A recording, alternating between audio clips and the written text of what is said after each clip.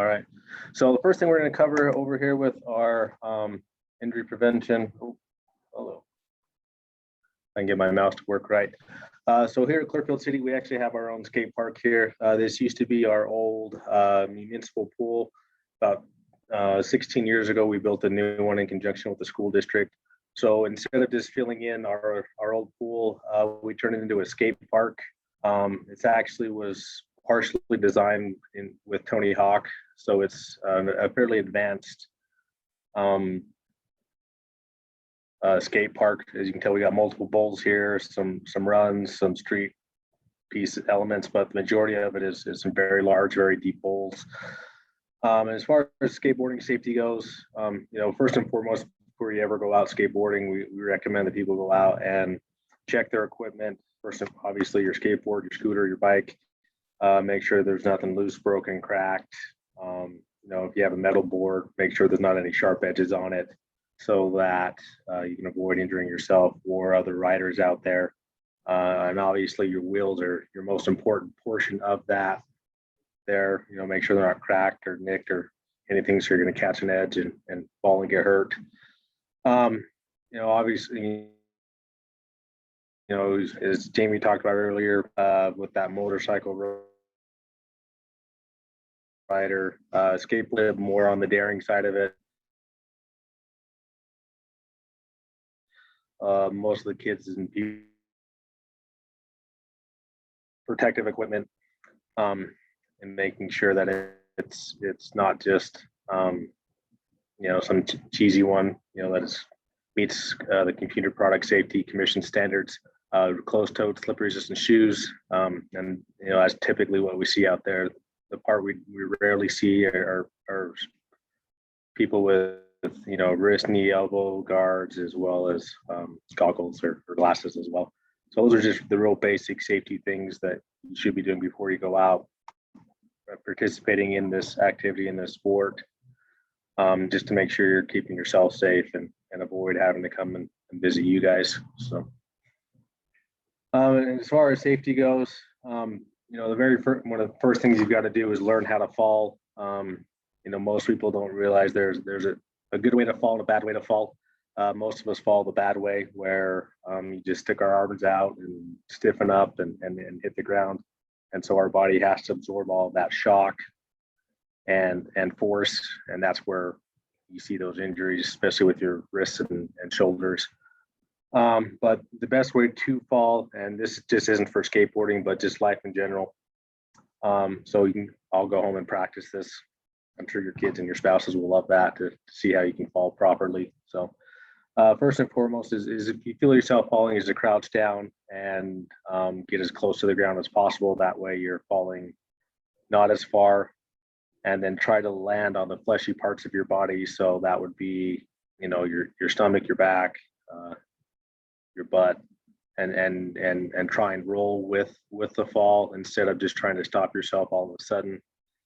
I always look at it as if you're, if you think about standing on a desk and you're jumping down to the ground, it's a lot easier if you jump, when you land, you bend your knees a little bit, versus just jumping and trying to land stiff-legged. That's how you're more likely to get injured. And then, relax your body. You guys see this probably a lot. We hear it from our police officers all the time, where, if there's an accident involving a drunk driver, usually that drunk driver does not have as severe injuries as those that are not intoxicated, just because their body is relaxed and their body goes with that motion and with that flow. So they're not having to absorb all that energy, all that impact. And then, when you have the time, go out and practice those falls, on your carpet, out on the grass somewhere, so that you can fall properly and help reduce the risk of getting injured. And then as far as, safety reminders, always obey the law of where you're at, know what's going on. There are places where you can go and skate. There are places where that's prohibited. Most often that's usually at public places, like schools, libraries, those type of facilities generally frown on that. In multi-use areas, make sure you skate on the right side of the tracks, on the right side of the area, just like you would driving a car. That way traffic's flowing the same way. And then when you're out there, be considerate of other skaters, especially those who are younger or are not as skilled as you are. And then, when you're skateboarding, in any activity we're out in public, we recommend not wearing earbuds, headphones, just so you are aware of what can hear better what's going on around you and help you stay safe. And then obviously, should only be skateboarding with one person on there. Multiple riders do make it more dangerous. And then don't pull the old Back to the Future and hitch rides on the back of cars or other vehicles as you're moving around. So, and then as far as the next part we'll cover here is just skate park etiquette. This is what we see and recommend when using our skate park area, just to help keep everybody safe, avoid conflicts and injuries. First of all, if you're not skating, please stay away.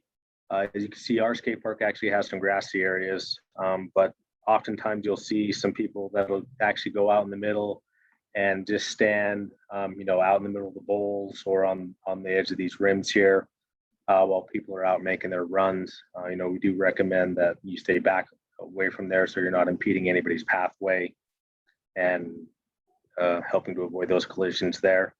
If you're a beginner skater, we make sure you plan that trip, kind of know the skate park, know when the peak times are and the off-peak times are, and know what your skill level is and what your ability is, just so that if you are a beginner and you're out there during a very busy time, you're more likely to not only injure yourself, but injure those others that are out there with you. So next one. Oh, I love my automatic lights. Sorry. Just out of range of the sensor over here. But, avoid crashes. There could be, in our skate park, we can see up to 30, 40 skaters at a time out there. But make sure you're watching what's going on around you, seeing what's happening, pay attention to what's going on. Then another term we use is snaking.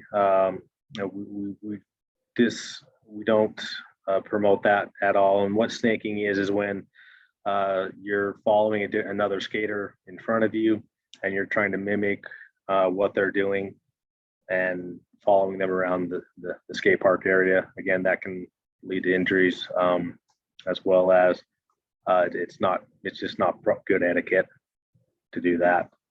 And then when you do fall, get up fast. Obviously, with the park if the park is being heavily used, there's going to be other skaters around you quite a bit. So if you do fall, again, if you're falling properly and rolling, you should be able to get up fairly quickly unless you're hurt. So that way you're not impeding others, or you're not going to accidentally get hit and clipped by another board or rider as they're passing by you. Next one, we expect others to respect failure. There's no such thing as a perfect skateboarder. Even the professionals and the ex-gamers, they fall. Just don't make fun of others. Just because you might be able to do a trick and somebody else might not be able to. It's really a sport where people can learn and grow and advance at their own pace, and we should be encouraging others to do that and helping them improve and not belittling just because their skill level might not be as well as yours is. The other one is don't wax obstacles without permission. So on some of the street park portions, if you notice, a lot of the skate park has this metal edge all the way around it. What waxing is very similar to when, just as if you're snow skiing, they put wax on those areas just so they can slide and grind faster and move at a faster pace. We don't allow that, just again, because of those lesser skilled skaters out there. If they don't know that that's been waxed and they're expecting to hit that and go at a certain pace and they hit that and are going a lot faster, that's just going to cause problems and get people hurt. And then next one is just don't ride on the bowls, flat grounds. Down to the bottom, there's some flat areas that those aren't just to hang around and play around on, especially if there's multiple people using the park. They're using that to get up and down those bowls and make their runs. So you're just being an obstacle that's going to get people hurt. And then if a lot of what happens nowadays, especially with everybody having phones and GoPros and stuff, a lot of people are doing filming out there. A lot of these kids have their own YouTube channels, their own places, and they bring out their friends and they're filming people. If you are filming, stay out of the way. You and your skater aren't the only one that are going to be out there. So just be courteous of what's going on. Then the next one is no comping. Experienced skateboarders beginner skateboarders have a tendency to follow experienced riders around and try to copy those maneuvers and tricks. That's considered disrespectful in the skating world. So, it's all right to watch other people, but don't be following right behind them and trying to mimic them. So, and then again, plan your lines, plan your ride, just know what you want to do before you head out. Try and head in a logical path. Don't just make sudden changes in direction and moves. That's, again, other people are going to be around expecting and trying to follow and slide through where you're not. So, and the next one is don't be resting on the coping. That's that metal edge that runs around the bowls there. Again, people are using those to start and stop their runs, and you might be right in their way. And then, if you do fall down and your board goes flying up in the air or shoots off in a certain direction, you should be yelling board. It's just like a foul ball in baseball or softball. Everybody yells heads up. That's the same type of theory there. Just so people can be aware that there's a skateboard up in the air, and we don't want anybody getting hit with those. Again, and then next one, respect kids and beginning skateboarders. Don't be rude to the young kids, to the beginners. Again, this is a sport that we encourage people to learn and grow and try. Regardless of what we do, we all start out as beginners. At one point, even every expert was a beginner, and just have that respect and help them out and help them improve and give them some tips when you can. Then if you're out there on a bike or a scooter, respect the skateboarders out there. It's a place where all three of those different groups can congregate and work together and have a good experience. It doesn't need to be a fight when going out there. Again, if the bowl is packed, make short runs, take turns, allow everybody to have the opportunity to use the amenity. And then next one is keep it clean. We do see quite a bit of garbage every once in a while. We see vandalism. Most of our skate park participants are pretty respectful and clean up after themselves and take care of it. We have had a few instances where we've had some pretty large graffiti painted on our bowls. At that point, what we generally end up doing, because ours is fenced in, we just lock the skate park up, and then we just let everybody know that once we have information about who did it and we can get it cleaned up, then it'll open back up. And it's amazing how fast the skateboard community will rat somebody out so that they can get their skate park back. That's a pretty big gathering, important spot for them, and most of them are pretty respectful of that. Next one is don't ask skaters to perform tricks. That has a tendency to put some undue pressure on them, and if they do fail, then that just makes them feel bad. And again, we try to build a place where people come, feel comfortable, enjoy it. And then if you do make a mistake, if you do end up hurting somebody or accidentally cutting somebody off or causing them to crash, just apologize, see if you can help them out and move on there. So for us, that's really the basics of what we expect and see out at our skate park. It's a great opportunity for our community to come out and use it. And we have a lot of fun watching the kids go out there. Every year we have a couple of competitions, and it's fun to watch how talented some of these people are. So that's everything I've got. I'm not sure if you guys have any questions for me with regards to skate park etiquette and skate park rules, injury prevention. Curtis, I do have a question. Are there classes that like kids can take or that are out there for people wanting to learn? Is it kind of a learn as you go or have somebody mentor you? So when we first opened our skate park about 16 years ago, we had a gentleman who did offer some skateboarding classes out there. Our skate park itself isn't very conducive for classes just because it is a fairly advanced course. So as you can see here, we've got some big, 10, 12, 15-foot drops on there, and that's not really very conducive to teaching someone how to attempt a bowl and work in there. But there are other communities that have more basic skate parks, and they do have those lessons available. So. Yeah, I was going to ask, where are some of the other parks around the Wasatch Front? There's a whole bunch of them. I know Draper has one. Salt Lake County has several. Most of your communities of about 30,000 or larger will have one. A lot of them will have the above ground one, to where or the portable ones that have the metal framing with the plywood. That's right. What the majority of them have. We're one of the few that have an actual concrete and subsurface bowl. I believe Tremont has one as well. So essentially doing a Google search on Utah or your location of where skateboard parks are.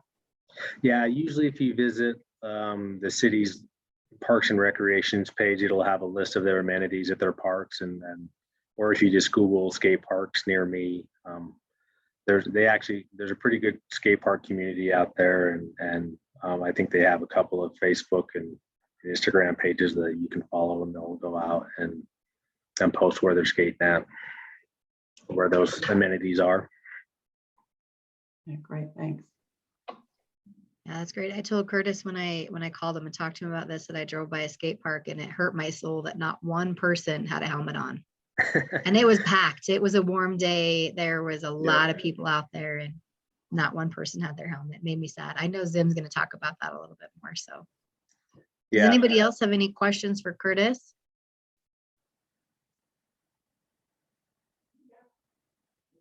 All right, Curtis, we'll have you stop share and we'll turn it over to Zim. And at the end, if anybody thinks of anything, they can ask your question. Where'd my mouse go? All right. Hello, captive audience. Let me try sharing my screen here.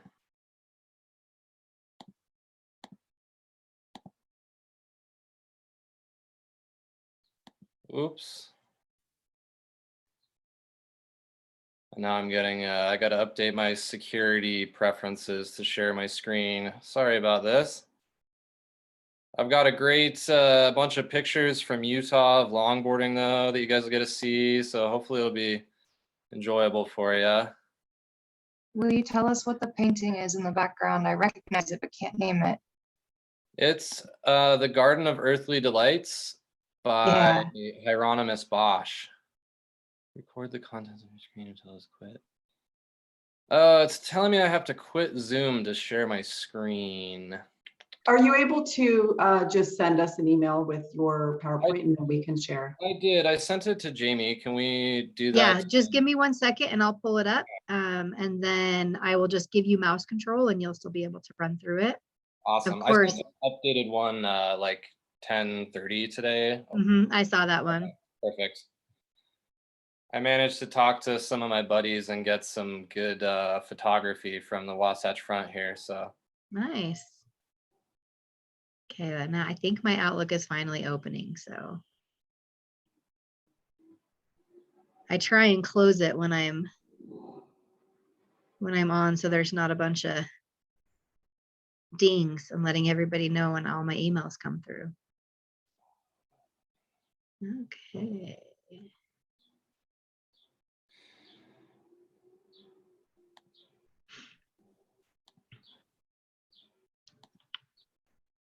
oops.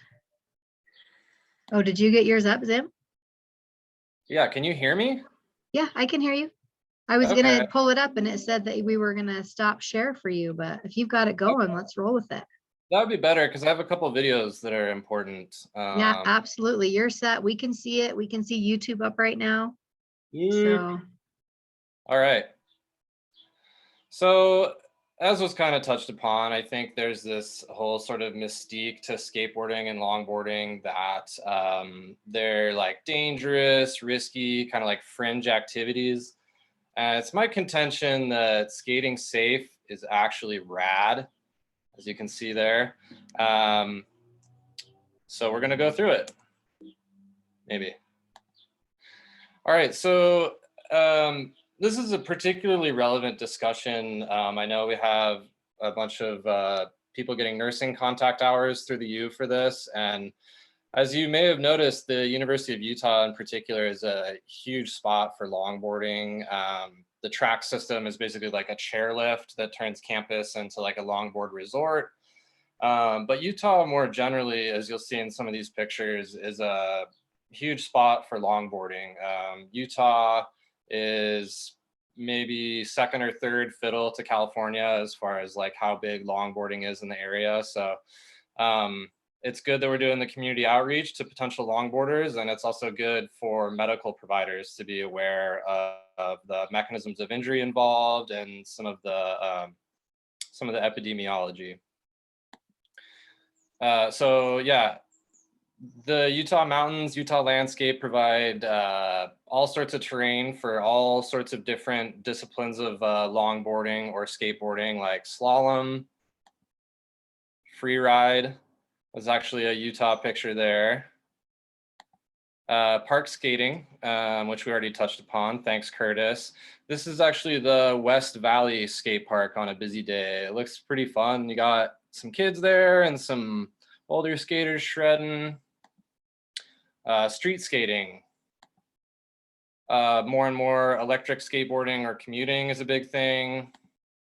Dancing, another variation of longboarding. And these are also pictures from Utah. This is more kind of what I've been into, downhill longboarding. There's a couple other pictures. There's Timpanogos. Somewhere else, maybe East Canyon.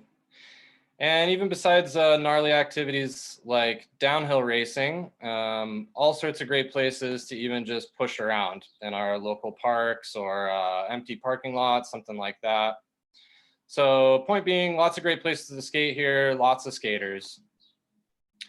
And I put in an intro slide. I know we already did intros, but yeah, that's me shredding right there back in the day when I was a little bit gnarlier. But before you think I'm too cool, I think Jamie thought of me with the skateboard injury prevention because I was famous for getting hurt longboarding all the time when I was working at the University of Utah Emergency Department. So I received some great medical care there. Thank you. I realize talking about my former skate career makes me seem kind of like this guy, like, hello, fellow kids. So hopefully you'll bear with me. So longboarding or skateboarding are inherently dangerous activities, but I'm sure as we all know, everything you do in life comes with some risk. I'm going to talk about managing risk specifically in longboarding at this point. Curtis covered the skate park. I don't really know anything about the skate park, but as far as carving around campus or empty roads, anything like that, this is my 5-step plan to get you shredding safely. So number one thing is you need to know how to stop. Number two, we need to use the appropriate equipment. 3, be smart and courteous if you're on the road or in a public area. Anytime you're rude to someone, you're going to blow the spot. Always ride within your limits, and then know when to seek medical care. So we're going to kind of go through these a little more in depth. So I've heard this forever, and it drives me crazy every time I hear it, because longboarders get a bad rap because people think that we can't stop. So there's a little SpongeBob meme for you. So longboards, I contend, actually do have brakes. And this first bullet point, first bad fall syndrome, is a clinical entity described by me, in which I've talked to a lot of people that they'll have started longboarding sometime, maybe middle school or high school, something like that. They tried out a board once, they pointed it down a hill, they went down a hill, they didn't know what they were doing, they couldn't stop, they fell, they hurt themselves, and they've never gotten on a board again, which is lame. So simple rule is you should never be skating any faster than you can stop, for obvious reasons, right? Two methods are foot braking and a little more advanced, but really fun, is power sliding. A little side note is you'll see a lot of people sort of like rolling into grass to stop. That can be a method to stop, but I would be careful. You don't want to hit a sprinkler or a rock hidden in the ground or anything like that, because that'll stop you immediately. And then I have a little 2-minute video on stopping a longboard. So hopefully this shares. Oops. Move.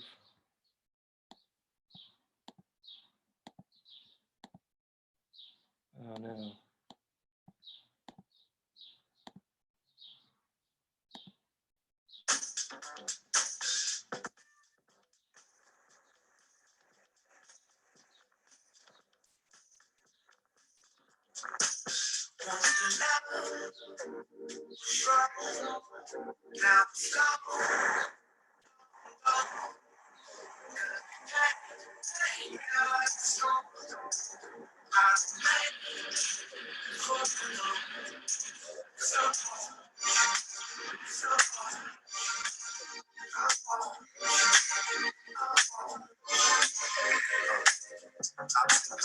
I've been thinking about you lately. Take me to when we were closer. Things seem to come up when I hear our song. The sound of sing some songs, urge your voice, the king go on. Emotions that they linger on. That's because I never knew love so strong. Many hot girls need your form. It's stuff out, don't need your form. Love, need your form. Sit with me before we were born. But you must mama keep dreaming on. It's kind of like a thing of this in this song. Now stop.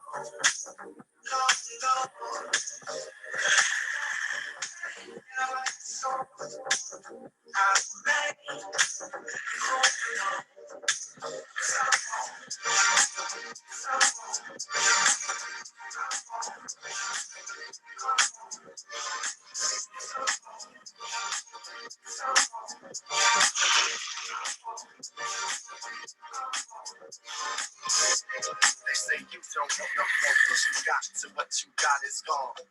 Yeah, I like such and such a lot, but the feeling's not as strong. People like birds, never able to fly. I try to pick the right words to say to the sky. Some days I was trying, but able to try. I never been good at saying goodbye. I take a deep breath when the times is hard. And I remember so with you. All right. Let's see, slideshow from current slide. Okay. All right. As has been touched upon already, helmets are the most important piece of safety gear, and important in skateboarding, but actually even more important in longboarding. I found a study that was incredibly relevant to here on the Wasatch Front. It included about 900 admissions to the emergency department along the Wasatch Front, and it compared injury patterns between skateboarders and longboarders. And you can see some of the results here. The percentages are in the slide, but you know, significantly, there's more head fractures, there's more traumatic brain injuries, and more intracranial hemorrhage. And those are all really can be really terrible, debilitating, horrific injuries. And if you end up in the hospital from a longboarding accident, you're more likely to sustain those. So wear the one piece of equipment that actually protects your head, please, a helmet. Medical staff can also use this. In the study, they mentioned that medical staff should lower their suspicion of neurological injury, and they can use a lower threshold to obtain neuroimaging studies. So just be aware that the mechanism of injury can be pretty extreme in some of these crashes. Longboards can exceed 70 miles an hour in downhill longboarding. So that's a significant mechanism of injury that I'm not sure if people are aware in the medical community can be sustained. So a couple takeaways there. And then I have one more video. I have one question for you before Yeah, we move on. I love learning and seeing about these ways that people stop. My biggest question would be, how do these kids learn it? And it seems like that phase between starting to longboard and or skateboard and learning those techniques is a pretty significant time frame. And while the injuries can occur, at those high speeds and probably are more, disastrous, but that in between side, when somebody had talked about the classes and, how do you learn this from a professional standpoint of, is it just word of mouth, or is there some push to have this type of community education for young boarders? Yeah, that's a great question. I would say, I grew up skating at the U, and I would just run into people, and I made a bunch of friends up there on tracks and learned it from that. But like anything nowadays, you can learn stuff from YouTube if you don't have a resource. But I mean, really getting out there and skating, I think, is the first thing. Foot braking, like the video covered, is a pretty basic skill. It's a very similar motion to pushing, so it should be pretty foundational. And so foot braking should be pretty easy, pretty foundational, and doesn't just apply to longboarding, applies to skateboarding as well. Anytime you need to stop, right? So I would say getting out there and meeting people, and also YouTube. There's not like formalized like longboard lessons that I'm aware of as much, but those would be some resources. If you ever see me up at the U, I love to talk about longboarding, so I can help too. Yeah, thanks for the question. Here's a video to drive home helmet usage.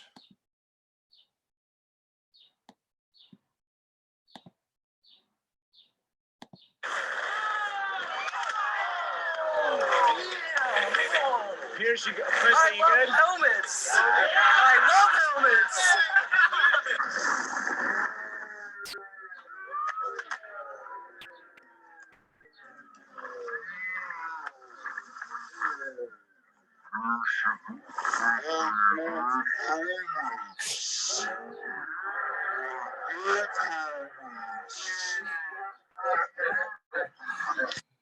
I love that video. All right. So yeah, helmet really, in my opinion, not optional. The forces are much greater than it is involved in skateboarding. And already skateboarding carries a significant risk of head injury. So I just wouldn't mess with it. Knee and elbow pads can save your bones and joints, but also falling, they will save your skin. And I know because I've worn through layers of this organ here myself. This is also adding to the medical education content. Gloves. You may have seen these before. This is a really, really important safety article. You can get low, you can get your hands on the ground, and then to start to slide, as we were showing before, is really just getting low on the board, putting a hand on the ground and turning sharp, and you'll get the board to start sliding. Another benefit of using gloves, and a little bit contrary to what we're talking about falling in the park, is if you fall from a longboard with gloves, you can actually fall into a push-up position on your gloves and slide out on your shoes and gloves and sort of walk away unscathed, essentially. So that's something to be aware of that takes some practice, but is conceivable. Important, I would say critical safety gear as well is the cell phone. You need to be able to call for help if something goes wrong. There's lots of medical resources available in Utah, and you can access the EMS system by calling 911. road safety. I used to skate with a crew of skaters called the Utah Dawn Patrol. I was pretty prestigious at the time, but we would wake up at like 4 in the morning to go skate roads, just even before any cars were on them or anything like that. And I think that just goes to drive home the point that you need to pick where you're skating. Don't go skate somewhere during rush hour. Preferably find a location with no cars, where you're not going to be bothering anybody. So right time, right location. If you do end up enjoying the roads, always stay in your lane, especially around cars or blind corners, and you always yield to cars as well. Also, don't be invisible. Night skating can be incredibly dangerous. You can get hit by a car. And if the road isn't your cup of tea, I love just pushing around some of our beautiful parks. So there's a nice picture of Sugar House Park. Liberty Park's also great for that. Let's see. Ride within your limits. So yeah, we've been talking about skill acquisition. Work on stopping first. Getting back to that, be able to stop your board, and you can learn gradually to whatever level you want to take it. I contend that longboarding is actually very safe as long as you're making good decisions and practice a little bit of preparation. If all else fails, kind of getting back to the medical side, let's see. So any loss of consciousness, prolonged confusion, or mental status change needs to be seen in the emergency department. Big falls or collisions where the rider ends up confused, pale, sweaty, or nauseous need immediate medical attention. Beware injuries to head, neck, or back. The unconscious person should only be moved while minimizing movement of the spine. If they're in active danger or they're in a position to choke on their own vomit. And if you're ever not sure if someone's too hurt or what you should do, you can always call 911, and I'm sure the paramedics will be happy to offer you their insight into the situation. Just don't be afraid to use the resources you have. Here's a little picture. If someone is unconscious and you're worried about the airway, you can place them in a recovery position. So I found just the worst stock photo of recovery position possible, but you can kind of prop up their head and neck with an arm to try to be careful with their spine. Again, you want to be really cautious about moving somebody, but in the medical world, the airway is something we're very careful about and try to keep open. So this recovery position keeps the person breathing and not choking on their vomit. So most of the things that make longboarding seem really risky or scary are, I would say, manageable or completely preventable. I would say that longboarding and skateboarding are both great ways to get outside, get some exercise. We live in one of the best places in the world to get outside and skate and longboard. So yeah, visit your local skate shop and get shrouping. Thanks to Doug Tolman and Jake Wilkinson for photos. I've got some of the riders listed there. And any questions I can take?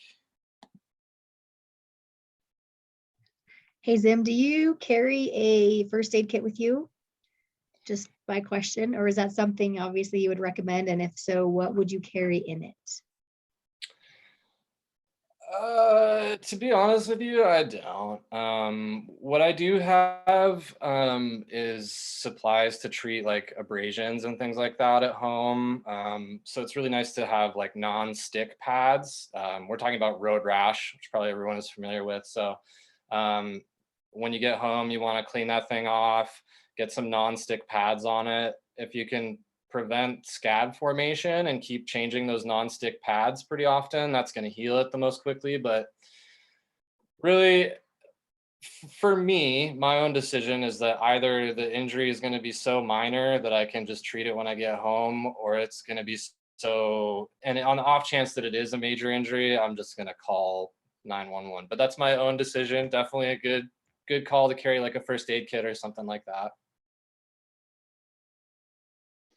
Have you Yeah, been out and experienced other people being injured, you know, that maybe that weren't in your group, but were longboarding within the vicinity? And, you know, how was that response for you? Did you just call 911 type of thing and obviously do what you could do? Or how often is it that you may encounter an injury out there? I haven't actually seen too many besides my own injuries when I've been out longboarding. I've seen a fair number of them in the emergency department up at the U. I guess the one that stands out to me is shattering my own leg and then walking people through splinting it and doing all that kind of thing. But yeah, I haven't seen too many. Maybe some people hitting their head, stuff like that. But yeah, nothing too dramatic that comes to mind.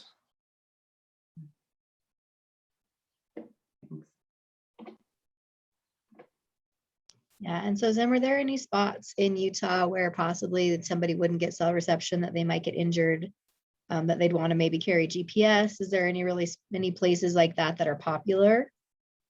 Kind of like hiking, biking, we know we probably need to take a GPS because especially at Mill Creek, we don't have any reception. Any popular spots like that in Utah? Yeah, especially for like if we're talking about downhill longboarding, you're pretty much trying to get out into the mountains. I think most of if you're really skating in the mountains, most of those guys and girls are probably skating in groups, so they could go for help. It would certainly be sweet to have like a sat phone and GPS or something like that. I mean, you could even try to get a medical helicopter to respond if someone was really hurt. I guess, you know, I shattered my leg up in the mountains north of Cedar City, and we kind of just had to splint my leg and drive me out. But yeah, those are all good considerations. If someone has the ability and the funds to do something like that, the sooner you're able to contact help, the better, really. Another question I have is gear. Where do you purchase your gear? Is it available in any Big Five type of store, or where skate store? Where are the best locations to buy the gloves, the elbow pads as needed, and certainly the helmets? Yeah, I mean, everything's available on the internet. I wasn't sure if I could like plug companies on the university's trauma education feed, but I would encourage people to just go, if you're going on the internet, like go to a longboard store run by longboarders. They can answer your questions. They can help you find the right stuff. There's a couple skate shops locally that carry gear, so I would say even better to support some local business. But yeah, so there's resources to get all the equipment, and definitely get that helmet and gloves at least, at the very least.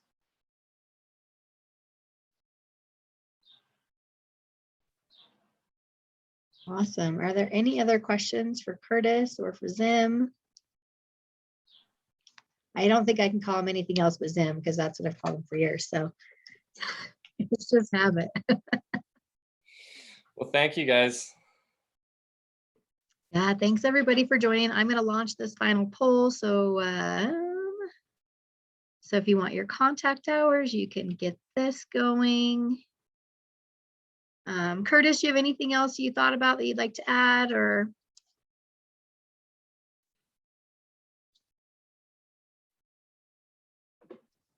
Sorry, my mouse is being all funky. That's okay.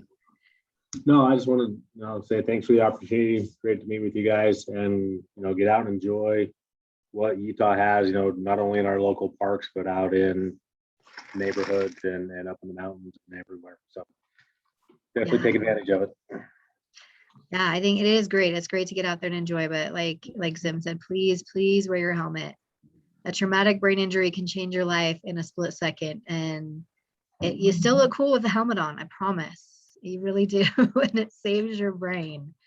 Very important stuff. And the other thing, I'd just be interested, I haven't looked, but looking on websites of your local skateboard shops or longboard shops, I think it'd be interesting to, talk to them about their safety protocols. Or my worry is always those in-betweeners, those younger kids getting into middle school and high school, and making sure, because learn by doing is awesome, but it also has some